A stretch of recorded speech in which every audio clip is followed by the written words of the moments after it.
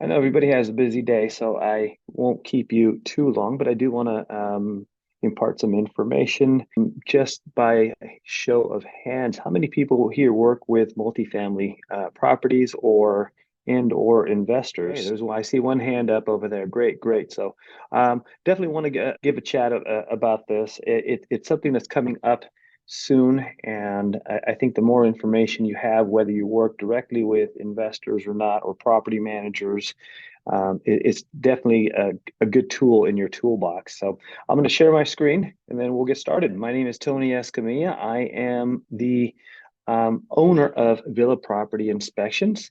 We have been in business for 25 years now, and I have been a licensed contractor for 24 of those years.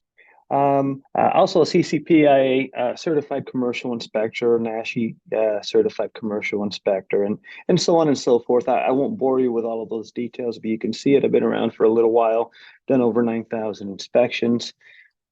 This is our team. Tony is on the left side there. That's me in the middle, and Joshua. And the one who keeps everything running smoothly is Danielle, and she is a gem and keeps all of our sanity. We do residential inspections, we do multifamily inspections, commercial inspections, sewer, and so on and so forth. And of course, we do balcony inspections as well. So I know that you're busy, and I thank you for being here. As a gift to you, I want to offer this download. This is a private URL. It's not available to the public, but it's something you can download and give your clients along the line. It's basically a home maintenance guide. So whenever you have a client who's buying a house or building, you can send them this PDF ebook. And so you feel free to screenshot that and download that. Like I said, it's a private URL, so you won't be able to find it on the website. So today, I want to cover what is SB 721. I'm sure you've probably heard that come up. There's also SB 326. We'll be talking about that as well. What buildings must be inspected due to both of these laws that came into place? When must they be inspected by? Who can inspect these balconies? What must the inspection cover? And there's a lot of vague areas in this particular portion, so I want to dive into that a little bit more. The report itself, and then if there's any repairs required, what do you need to know about that? And then I have some really interesting additional information at the end of the talk today that you'll definitely want to listen to. And then, of course, I'll be happy to take any questions, but feel free to chime in. I can't see if your hands pop up right now because I'm sharing the screen. So if you have any questions, feel free to shout out and I'll address your questions. The history. Sadly, when our codes change here in California, throughout the country, is typically because there has been some kind of tragedy. And as you can see on the screen, in June of 2015, a little bit after midnight, on that balcony that you see right there circled, that balcony in Berkeley, California, collapsed with several people. 6 people, mostly students, died. And after extensive investigation as to what happened, it was determined that there had been moisture penetration into the frame of the balcony that's cantilevered out there. It sticks out, and it caused the entire balcony to just snap off and collapse. And so, consequently, there's 2 bills that have been passed in California shortly after that. One of them is SB 721, which requires all balconies for apartment buildings to be inspected, and SB 326, which requires all balconies in condominiums to be inspected. And I'm going to dive in primarily into SB 721, but I will point out a couple of differences between the 2 different laws that have passed. Yeah, so this is the pictures that I'm putting on here on the screens. These are actual pictures from the balcony collapse in Berkeley. So while they're a little bit gruesome to see, I just kind of want to emphasize that, I've heard a lot of people tell me, oh, this is a way for, the state or the city to get more money from us or things like that. Sadly, it's not. That collapse was catastrophic, and we're trying to avoid that from ever happening again anywhere. SB 721 was approved in 2018. Like I said, that is for apartment buildings only. SB 326 was approved in 2019, and that's for condominium complexes only. The bills are very, very similar. They're almost verbatim of each other, but there are some differences as to who can do the inspections, how often they need to be done, how many balconies need to be inspected. So I will touch on those. So what buildings must be inspected? Any building with an exterior elevated element, and you're going to be hearing this term more and more and more as we go throughout the year and we get closer to the deadline as to when these balconies need to be inspected. Basically, it's any building over 3 units that has a balcony, deck, porch, stairways, walkways, and entries that extend beyond the exterior walls of the building. So any of those two-story balcony walkways in apartment buildings, the stairwells, the individual balconies, decks, things like that, all of that needs to be inspected. Anything that's wood-based in particular. And as you can see from the photo here on your left-hand side, that's an actual photo of what happened when the balcony collapsed. And you can see on the ends of these floor joists how rotted they were. And it really didn't take that much to cause them to snap. The other thing is load-bearing components. Load-bearing components are basically what carries the load of that structure. And in this case, on balconies like this that extend outward and there is no beam, there are no posts underneath it, they're cantilevered balconies. But load-bearing elements refers to the floor structure underneath as it attaches to the building and it extends into the building. If it's cantilevered, those floor joists, say if you see 4 feet, let's say the balcony is 4 feet out, the requirement is generally for the length of that floor joist to be 3 times as long. So while you only see 4 feet on the outside, there's another 12 feet that extend into the building, and that's what provides the support for the balcony. So the weak point, unfortunately, is at that wall connection and sometimes at the edge of the balcony. If water gets in there, the railings come loose, and there's been instances where the railings have actually collapsed. The balcony didn't, but the railing collapsed and people fell off of the balconies. And also the associated waterproofing elements, and that basically means anything that covers the floor, the railings, the magnesite floor cover or tile or whatever type of coating is on the floor, how it's sealed up against the building, up against the doors that lead to the balcony, how the railings are sealed at the floor junction, at the wall junction. And these are all parts of the things that need to be inspected as part of a balcony inspection. Again, here's another photograph, sadly, of what happened. And not to keep driving it home, I think that's the last photo that I put right there of this. So when must it happen by?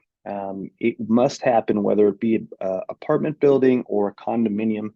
They must be inspected by January 1, 2025.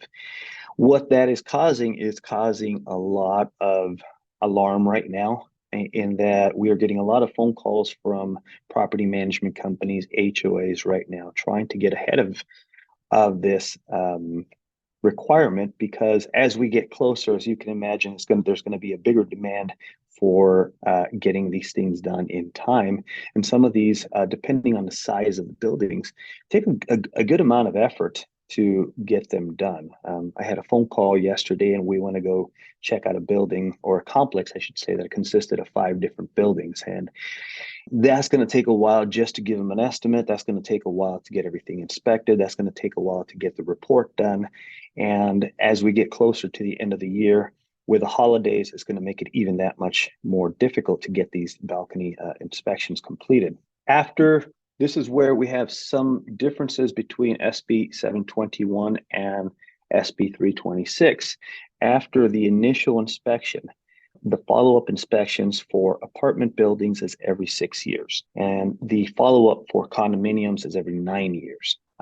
If there was a permit application that had been submitted for new construction of a new building on or after January 1st, 2019 for new construction, the owner shall shall have it inspected no later than 6 years. So even though it doesn't go into effect into 2025, let's say the application was done January 1st, 2019, and the building was built in 2021, 22, it's still within 6 years. So they get a little bit more of a break. It would be like 2026 or further when it would, or 28, I should say, when that requirement would kick in.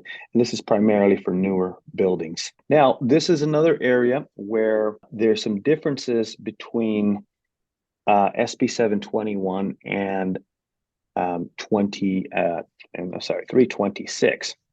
For SB-721, it could be a licensed architect who does the inspection, a civil or a structural engineer, or a general contractor, or individuals who are certified building inspectors. Now, this is where we fall in, our company falls in, is that we are licensed general contractors and we are certified ICC building construction inspectors. And basically the ICC certification is the same qualifications that your local building department inspector has.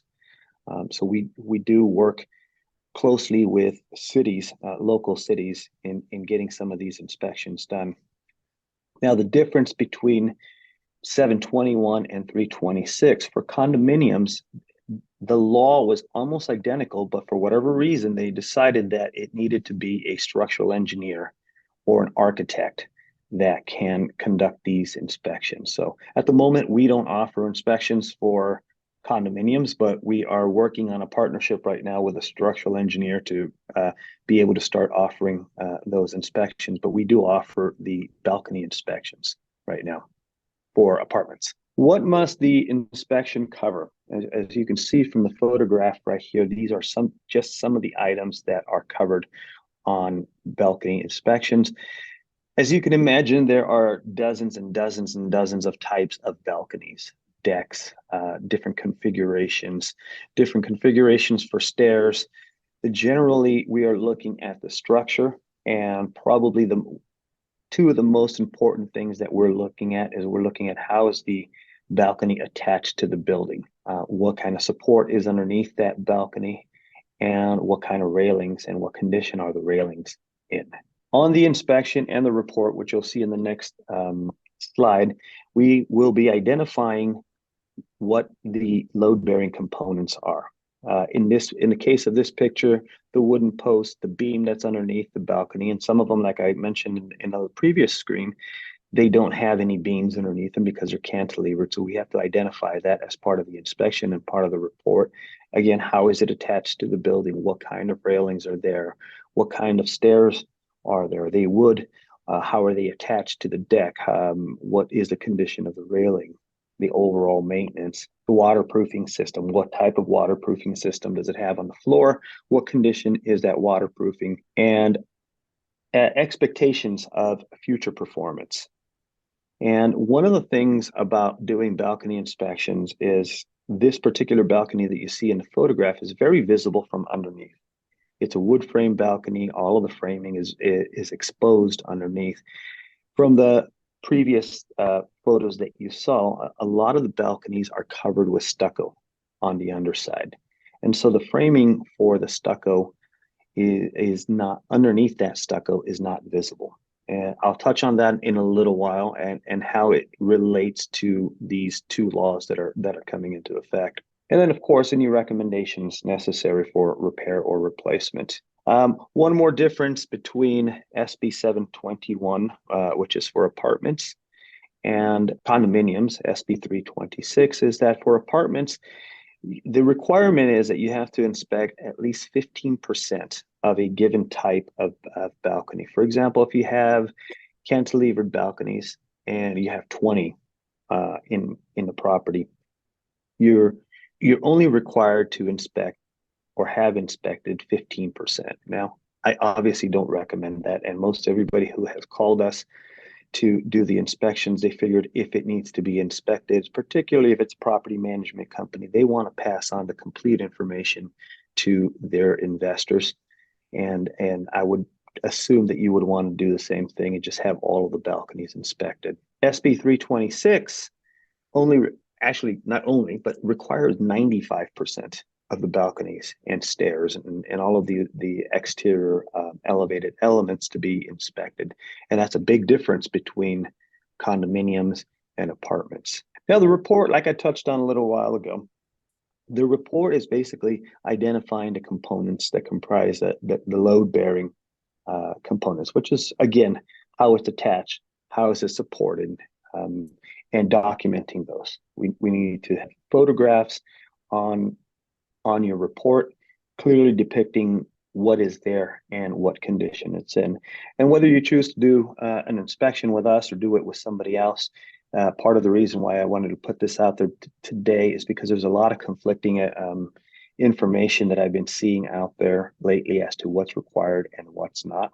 So when you do get a report, these are the things that you want to look for, regardless of who does your inspection. Identifying, again, the waterproofing system on the floors and the walls and the railings, the condition, the expectation of future performance based on the condition of the structure at the time of the inspection. And this is where I've seen a lot of reports lately that while they do comment on all of the other things, make no comments about the expectation of future performance. For example, based on the condition of what we saw here, there is evidence of moisture penetration, there's cracks on the walls, the floor is unlevel.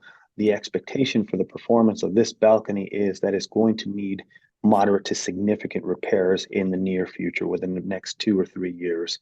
And that's what we mean by expectation of future performance, so that as a asset manager or property management company or just the owner of a building, you can budget ahead as to, okay, I need to have this taken care of within the next year or two, and it's going to cost approximately this much. So you start budgeting for these things. Same thing with condos, is that if there is a large unexpected expense, it usually becomes an assessment on the owners of the dwelling units. And it's never a popular thing to tell them, hey, we're going to raise your HOA fees because we did not expect to spend this kind of money on making major balcony repairs. And I've seen several complexes lately that have had significant work done because the stucco, in order to look at the frame, you have to tear out all the stucco on the underside or the railings themselves, and then make that determination as to how extensive the work is going to be. And a lot of the times when these balconies have not been maintained properly and the moisture has been getting through for a long time, when they open up those railings or they open up those floors, there's generally a good amount of rot damage, similar to the picture of the balcony that we saw in Berkeley. And of course, the recommendations for repairs. I'm going to touch on a little bit on those recommendations in a while, towards the end of this presentation.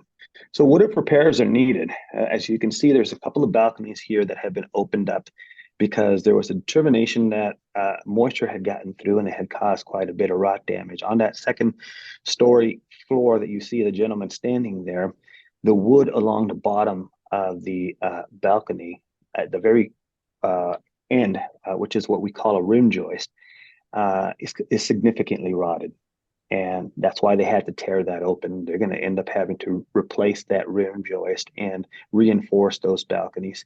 On the bottom balcony, there was a good amount of damage on the railing, and the railing was starting to come loose, and therefore all of that railing had to be redone. But in order to do the railing properly, you have to tear up the floor as well, because you have to install the railing and then seal everything up against the floor. So this particular job was something like $18,000 of work that was unexpected by the building owner. The bottom unit coincidentally happened to be the president of the HOA. Now, what if repairs are required? And this is where it gets a little tricky, and us as inspectors, we're in a little bit of a tight spot.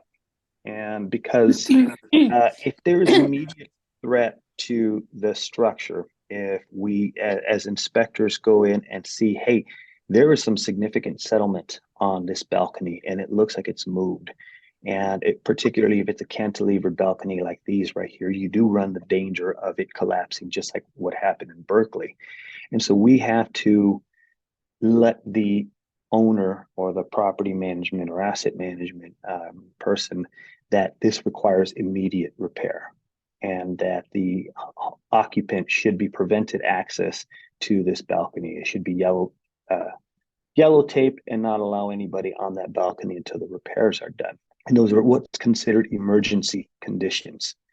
And as inspectors, we are supposed to, at that point, notify the local enforcement agency. Now, we personally, this is just my personal opinion. I really don't want to get involved in having to notify any local agencies. But there is, on the next screen, I'll show you where there is some need for that to happen. So this is another balcony that was torn open. Actually, this is the same one. The lower level balcony that was torn open as it was being torn open. And then the railings on the other side is what was rotted out. If there's no immediate threat, and most of everything that we as inspectors notate on the report, then it basically gives the property owner 120 days of receiving the report, the opportunity to pull any necessary permits that may be needed. If it's maintenance related, just to get the maintenance work done. A lot of the times it's just, the flashings where the floor meets the wall and where the floor meets the door that's leading to the balcony. Like in this case, a sliding glass door. A lot of the times those are just not sealed properly, but there's no evidence of any structural damage, no settlement, no major cracks on top or below the balcony. And we'll recommend just maintenance work be done on it. Or sometimes if there's a lot of cracking on the floor, on the balcony / walkways that you see in apartment buildings where you're on the second story, third story, and you get to walk the entire length of the building, and all the doors for the apartments are there. What I see frequently is that there's a lot of cracks. There's bubbling of the magnesite that has started to happen. In that case, it's a matter of redoing the magnesite floor cover, but it doesn't pose an emergency situation like what I just mentioned. Now, if the building owner still hasn't complied within 180 days, then we are technically supposed to notify the enforcement agency. Now, the reality is that there is no enforcement on the part of a private inspector like us. We're not going to return in 6 months to see if the owner has done the work. So the onus falls on, and liability falls on, the property management company or the owner or the asset manager or the HOA. And so they have been informed, and if something happens, and like I said, then they have the liability. But for the most part, I've only seen a handful of balconies lately that require immediate repairs. So this is what I was alluding to right now, as we're actually coming close to the end of the presentation. Then I'll take any questions you may have. Additional information: all local jurisdictions, all local cities can and very likely will make this law. This is a state law. 721 and 326 are going to make them more restrictive, but they can't make it less restrictive. So they can add on whatever they want to add on. They just can't take off anything that the state has already passed. That I know of right now, there are currently no local ordinances, no local cities that have passed an ordinance regarding balcony inspections. However, because I do work closely with a couple of local cities, I know that there are some local cities that are already drafting their ordinances and their requirements as to what the report is going to look like, how what you're going to do with a report, and what the requirements are going to be after you get your inspection done. And this is where a lot of the property management companies are scrambling right now. The HOAs are scrambling right now to get the inspections done before all of these ordinances start coming into place. Now, so what do you do with your inspection right now? If you get a balcony inspection right now, you do nothing with it. You hold on to that inspection report. If there's no actionable items like immediate repairs that need to be done or maintenance related items, and you had a clean bill of health, then you just hold on to it for the next 6 years until the next inspection comes. Now, as my understanding is of local ordinances that may be passed, may be a couple of cities that are going to require the property owner to submit a copy of that report to the local housing or building department um, on or before January 1st of 2025. So you can, depending on the city in which you're in, I would recommend that you check with your local city building department or code enforcement department and ask, and just keep tabs on what, if any, ordinances may be coming up. Now, on my website, I will be, as information starts coming up, I will be posting which cities are doing what and what their requirements are going to be. So feel free to check in at that page that you see down below, that URL. And like I said, as soon as any information comes up from any of the local cities, I'll make sure to post it on our website with the pertinent links to whatever information they're going to be providing. Now, one of the things that I have seen a lot, and as a general contractor myself for the last 24 years, contractors are trying to make a living. And I don't blame them for trying to make a living. But there are some contractors that have been popping up lately. And a lot of them have been very unscrupulous. There's some of them that popped up recently. And if you do a search for balcony inspections, there's one or two particular balcony inspection companies that will pop up at the top of the list. I would suggest that you do a little bit of research. There are some companies who started specifically to generate construction work for themselves and posing as balcony inspection companies. And if you do the research on a couple of these companies, they own several construction companies. And it's not hard to check the licenses on these companies and who the personnel that's associated with the licenses. And you can check how many businesses they actually have and how old the businesses are. Several of the businesses that I've done research on recently had popped up specifically as soon as these laws were passed. And it's just a matter of generating business for their construction company. So I pose this as a PSA to be careful out there. If you are a property manager or you work with property managers or HOAs or investors, just have them be very careful who they hire to do their inspections or who they hire to do any repair work. One of the things that's very vague with both laws right now, and where I see a lot of misinformation on the internet right now, is whether it's required to have destructive testing for these balcony inspections. And the answer is no. There is no requirement. If you read both of the laws, there is no requirement that the stucco or whatever covering is on the balconies be removed as part of this inspection. There's a lot of companies that, as part of their inspection, they're going to tear open stucco and stick a camera in the structure. And while I believe that it is a useful tool to do it, it's not necessary to do it for every single balcony inspection. And like I said, it's just a way to pad somebody's quote, and it's not always necessary. Now, in the event that as an inspector we go and we see that there is some damage and some evidence of moisture and some settlement on the balcony, we will then propose that, hey, you probably want to have somebody open up the underside of this balcony. And they have, and we have, for example, some vents, some stainless steel vents that go on the underside of the balcony that can be installed. Now, we don't do this work. We offer the product at cost because we're not making any money on that, but the vendors that we work with don't sell directly to the public. And so we always say, hey, look, we recommend that you install these vents. Here are the vents. You can have your own contractor install them, or your maintenance team install them. And we'll be happy to come back once that portion of the vent is open, and we'll take a better look at the frame underneath. And if it really does require significant work at that point, then we're going to recommend that you find a contractor. One of the things about us, even though we're actual licensed contractors, is that we don't do any construction work at all. We are 100% unbiased, and we're going to tell you exactly what we think of the condition of the structure and what we think that you should do.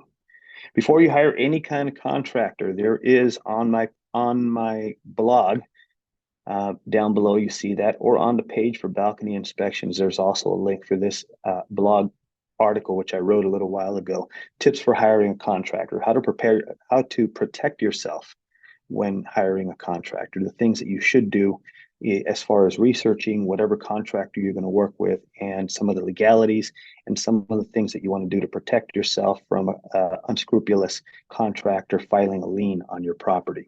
Again, we're 100% unbiased. We don't perform any construction services. We're not going to try to sell you any construction services. We will just tell you what we think of the balcony. But if you are, like I said, going to hire a contractor, I highly, highly, highly implore you to check out the contractors, do your research, check their ratings, check their licenses, check their insurance, their bonds, check, how long they've been in business. And so you don't have you don't make a bad problem even worse. So with that, I'll take any questions you may have. And even beyond today, please don't hesitate to give me a call anytime that you have a question. My number's down here. You can actually text to this number and it'll come through to my cell phone. And I'm always responsive. If you have any questions as far as to a particular balcony, whether it be at your place or one of your clients, take a picture of it, send it to me. And I don't charge for that. And I'll be happy to take a look, give you my honest opinion. But with that, like I said, do we have any questions? I have a question. Sure. Yeah. So this is more in regards to LA City. And so I know that a lot of the apartments over there are older apartments. So is there a cost when it comes to, let's say, a 20 unit as opposed to a 4-unit apartment?